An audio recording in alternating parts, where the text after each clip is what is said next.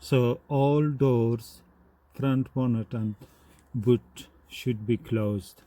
Okay, and set the ignition key to ignition barrel and turn the key to position 1.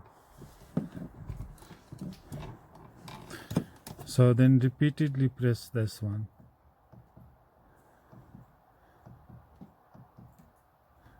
Then this one. Then immediately within 5 seconds this to on hold. Yeah, then this one.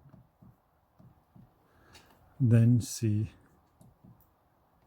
Then D.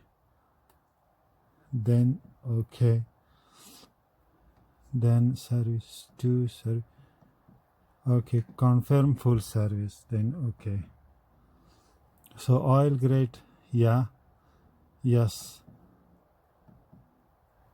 Okay, then confirm.